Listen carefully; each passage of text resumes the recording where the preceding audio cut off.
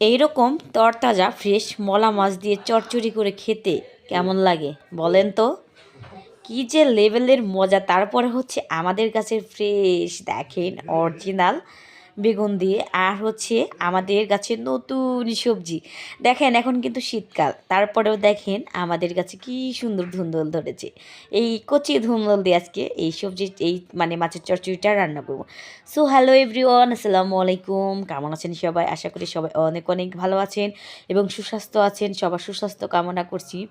আজকে বিশ্বাস করেন এই মাছের চচ্চড়ি খাবো, আর এটা কিন্তু একদমই টাটকা। দেখেন কি লেভেলের টাটকা, দেখেই বোঝা যাচ্ছে মাছগুলো কত সুন্দর ফ্রেশ। সত্যি এই মাছের চচ্চড়ি খেতে কিন্তু অনেক বেশি ভালো লাগে। আপনারা কে কী খান জানি না, তবে আমার কাছে কেন জানি না এই মলা মাছের চচ্চড়ি অসম্ভব মজার লাগে। এই তো আমার শাশুড়ি মা সুন্দর করে ধুয়ে দেখেন পরিষ্কার করে এনে দিয়েছে, আর এটা দিয়ে আমি চচ্চড়ি রান্না করব। আর আজকে হচ্ছে আমন ধানের ভাত রান্না করব। এই তো দেখেন আমন ধানের ভাতের মানে মার গালবো, মানে যেটাকে ফ্যান বলে একদম শুদ্ধ কথায়।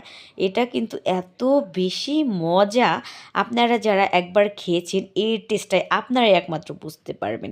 এত এত মজা লাগে আমার কাছে কেন জানি না। সেই জন্য ভাবলাম আজকে একটু মানে ভাতের মার ফ্যান করি, আর হচ্ছে আমন ধানের মানে খাবো। এ তো দেখেন কি সুন্দর করে ভাতের ফ্যানগুলো গালছিলাম, আর দেখেন আমার মানে ভয়েসটা একটু অন্যরকম হয়েছে, ঠান্ডা লাগছে যার কারণে হচ্ছে ভয়েস আবারটা অন্যরকম। এই তো ফ্যানটা গুলিয়ে নিচ্ছে আমার শাশুড়ি মা ভাত দিয়ে। আর এটা খেতে কি যে মজা জানেন, কি যে স্বাদ আমার কাছে লেগেছিল সেটা আপনাদের মাঝে বলে বোঝাতে পারবো না। আর এদিকে দেখেন এই যে ছোটো মাছের ভাত রান্না করে হচ্ছে এখন হচ্ছে ছোটো মাছের চচ্চড়ি রান্না করবো। আর এদিকে কালকের তরকারি ছিল মাংসের, আর ডাল রান্না করছিলাম, ওইটা আপনাদের মাঝে দেইনি কেননা অনেক বেশি বড় হয়ে যাবে। এখানে সমস্ত প্রকার মশলা আর তেল দিয়ে আমি হাতে মাখিয়ে এই চচ্চড়িটা রান্না করব। বিশ্বাস করেন হাতে মাখিয়ে চচ্চড়ি রান্না করলে এটার টেস্ট কিন্তু আরও বেশি মজা লাগে। আমি কিন্তু এইভাবে হাতে মাখিয়ে চচ্চড়ি রান্না করি, এটা আমার কাছে অনেক অনেক বেশি ভালো লাগে। এই তো দেখেন কত সুন্দর করে মাখিয়ে নিচ্ছি, আর কি সুন্দর একটা ঘ্রাণ বের হচ্ছে। এই ঘ্রাণটাও কিন্তু অনেক বেশি আমি অনেক বেশি মজার, অনেক অনেক ভালো লাগে। সেই জন্য এই তো দেখেন আমি সুন্দর করে এইগুলা মাখিয়ে নিচ্ছি। আর এই তো দেখেন মাছগুলা দিয়ে দিচ্ছি, আর মাছগুলো এত বেশি টাটকা ছিল, বিশ্বাস করেন এটা টেস্ট অসাধারণ। মানে খেতে অনেক বেশি মজার ছিল। আমি যেহেতু খেয়ে মানে এটা হচ্ছে ভয়েস ওভার করছি যার কারণে হচ্ছে বলতে পারছি।